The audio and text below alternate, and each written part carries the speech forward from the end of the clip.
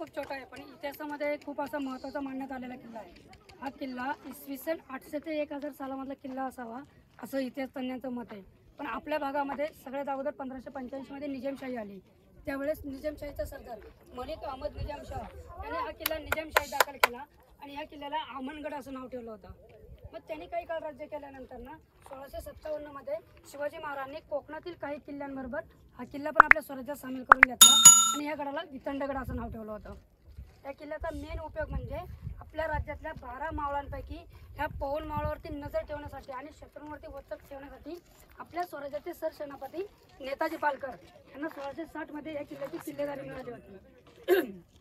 ते ज्यावेळेस त्या किल्ल्यावरती आले तर त्यांचा आल्यानंतर त्यांनी हा समोरचा वाडा बांधला आणि या वाड्यामध्ये राहून त्यांनी आजूबाजूच्या परिसराची निगराणी ठेवली. निगराणी म्हणजे काय की शत्रू कुठल्या भागातून येतो, कुठल्या भागात जाणार आहे, किती शत्रू आहेत, तर त्या शत्रूंना कुठल्या खिंडीमध्ये अडवता येईल, कुठल्या जंगलामध्ये जाऊन त्यांच्याशी गनिमी कामाने लढता येईल, हे त्यांच्यावरती नजर ठेवण्यासाठी आणि वचक ठेवण्यासाठी वापरलेला तिकोना किल्ला होता. या किल्ल्याचा अजून एक विशेष म्हणजे जर वातावरण जर स्वच्छ असेल तर या किल्ल्यावरनं आपण 120 ते 130 किलोमीटरचा एरिया हा नजरेमध्ये ठेवू शकतो. का तर या किल्ल्यावरनं आपल्याला 8 किल्ले पाहायला मिळतात.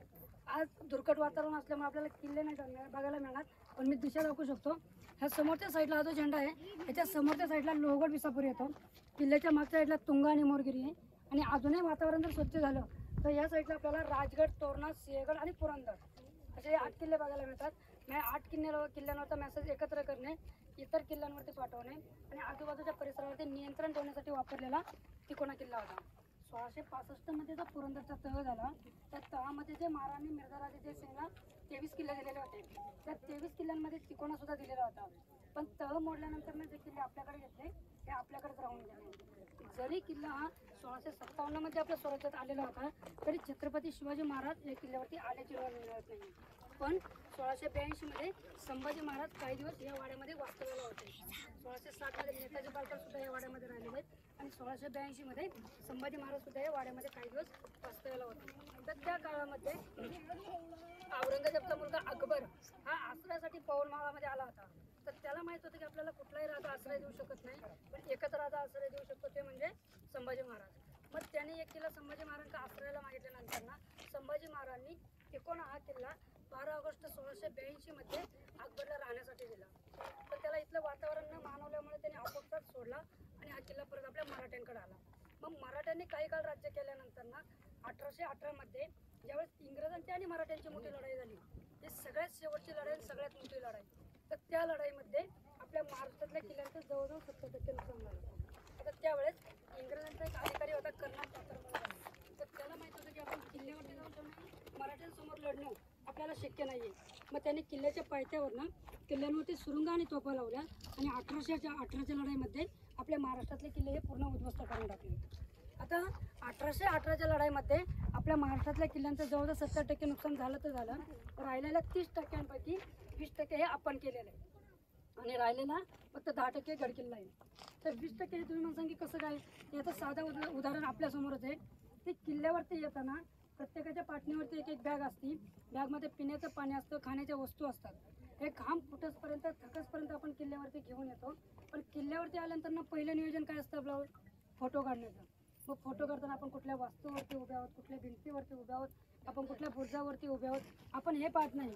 आपण काय पाहतो की आपला फोटो चांगला आला पाहिजे. पण या भिंतीवरती जर चढताना आपल्या पायाने दगड जर खाली पडला तर तो परत उचलून आपण त्या भिंतीवरती रचतो का? नाही. पण त्याच्या शेजारचा जर ढिला झालेला असला तर तो पाण्यात पटात झालेला आहोत. अशा गडांवरती ज्या काही वस्तू शिल्लक होत्या त्याच्या फोटो काढण्याच्या नादांमध्ये, फिरण्याच्या नादांमध्ये त्याचा एक एक दगड पाडून त्याने आपणच ते जमीनदोस्त केलेले आहे. फोटो वगैरे झाल्यानंतर ना किल्ला फिरतो, किल्ल्यावरती कुठेतरी झाड बघतो, झाडाच्या सावलीखाली जेवणाच्या तयारीसाठी बसतो. जे काय बॅगमधलं आणलेलं आहे सगळं पुढं काढतो. पण जेवण झाल्यानंतर ना जी पाण्याची बाटली भरलेली 1 किलो वजन आपण घाम फुटतपर्यंत वरती आणलेलं असतं, पण तीच रिकामी आली का क्रॅश करतो आणि किल्ल्यावरती फेकून देतो. प्लास्टिक, पत्रावळ्या, रॅपर्स हे जे काय आहे हे किल्ल्याच्या कुठेतरी कोपऱ्यामध्ये फेकतो आणि किल्ला उतरण्याच्या पाठीमागे लागतो. मग आम्ही एक पर्यटक लोकांना अशी विनंती करतो, जर किल्ल्यावरती येताना जर आपण 1 किलो वजन आणू शकतो तर रिकामा झालेलं 25 ग्राम खाली काय घेऊन जाऊ शकत नाही. जर पाण्याच्या बाटलीच्या ऐवजी आपण घरनं स्टीलचा ग्लास किंवा ताट आणलं तर ते किल्ल्यावरती फेकणार आहे का? नाही. का तर आपल्याला माहिती आहे ते जर किल्ल्यावरती फेकलं तर संध्याकाळी घरी जेवण मिळणार नाही. मग जशी आपण आपापल्या वस्तूंची काळजी घेतो तशी आपण गडकिल्ल्यांची काळजी घेतली पाहिजे. ज्यांनी रक्ताचं पाणी करून त्यांनी एवढे मोठे गडकिल्ले बांधले, इतिहास घडवला, असं आपण गडकिल्ले बांधू शकत नाही किंवा इतिहासही घडू शकत नाही. पण आहे हे जतन करण्याचा प्रयत्न नक्कीच करू शकतो. का तर आज आपण गडकिल्ले बघितलेले आहेत, पण आपली इथे काय पुढची पिढी आहे तिला बघायला मिळते का नाही आजही भरोसा नाही आहे. का तर आज जर बघितलं तर आपल्या महाराष्ट्रातल्या किल्ल्यांची पूर्ण बिकट अवस्था झालेली आहे. तर आपण या ठिकाणी संवर्धनाचं काम करतोय की महाराजांचा इतिहास हा चिरंकाळ टिकवण्याचा प्रयत्न या ठिकाणी चालू आहे, गडकिल्ले वाचवण्याचा प्रयत्न या ठिकाणी चालू आहे. तर माझी तुम्हाला सगळ्यांना एक विनंती आहे की आपणही कुठल्या गडकिल्ल्यांवरती गेलात तर आपल्याकडनं गडावरती कुठला कचरा होणार नाही, गैरप्रकार होणार नाही किंवा आपल्यामुळे गडाचं कुठलं नुकसान होणार नाही, एवढी सगळ्यांनी काळजी घ्यायची आहे. तर या किल्ल्याचा मेन उपयोग म्हणजे आपल्या राज्यातल्या 12 मावळांपैकी या पवन मावळावरती नजर ठेवण्यासाठी आणि शत्रूंवरती वचक ठेवण्यासाठी टेळणीचा किल्ला मनुष्याने वापरण्यात आलेला तिकोना किल्ला. जय शिवराय. हर हर महादेव. मोहोळ साहेबांनी आपल्याला खूप छान, सुंदर आणि सोप्या शब्दामध्ये गड संवर्धन आणि संरक्षणाची माहिती सांगितलेली आहे.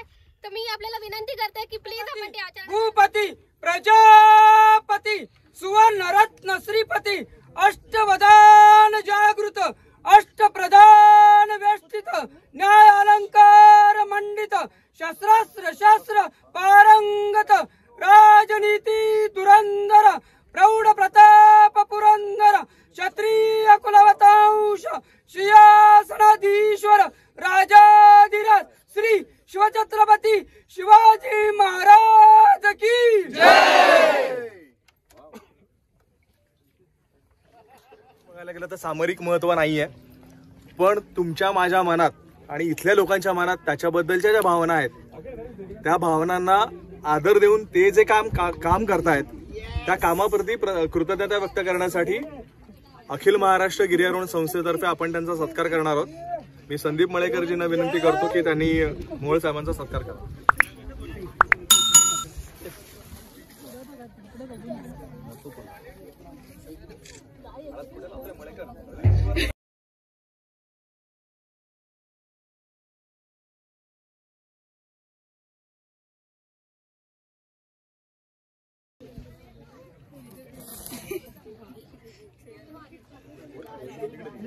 इकडे बघा.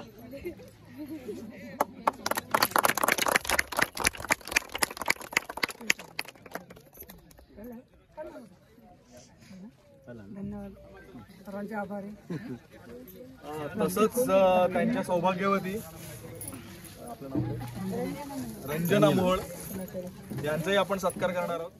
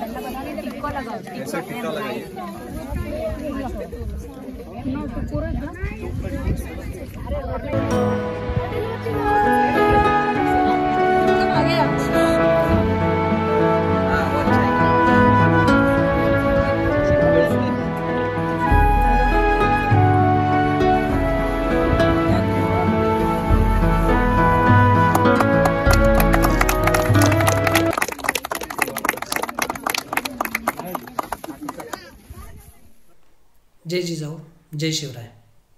मी पुंडलिक मोहोळ, तिकोना किल्ल्याच्या पायथ्यावरनं. 26 जानेवारी 2024 रोजी TTKच्या संचालक श्रद्धा परब यांनी आपल्या नावामध्ये किल्ले तिकोनावर फक्त महिलांसाठी खूप चांगला आणि नियोजनबद्ध उपक्रम चालू केला. किल्ल्यावर महिलांबरोबर येऊन ढोल ताशाच्या गजरात पारंपरिक पद्धतीने फेटे लावून अगदी यशस्वीरित्या ध्वजारोहण आणि भगवा फडकवून महिलांना एक मोठा मान दिला. गावातील महिलांना एकत्र करून हळदी कुंकाचा कार्यक्रम करून त्यांना साडी आणि ब्लँकेटचा वाटप करून खूप मोठा सन्मान केला. गावातील विद्यार्थ्यांना व शिक्षकांना एकत्र बोलून विद्यार्थ्यांना शालेय उपयोगी वस्तू व खाऊचं वाटप केलं. विद्यार्थ्यांनी सुद्धा सांस्कृतिक पद्धतीने डान्स करून आपली कला सादर केली. येणाऱ्या सगळ्या महिलांसाठी नाश्ता आणि जेवणाची व्यवस्था ही खूप सुंदर मॅडमनी केलेली होती. त्याबद्दल शुभदा मॅडम यांचे खूप खूप आभार. धन्यवाद.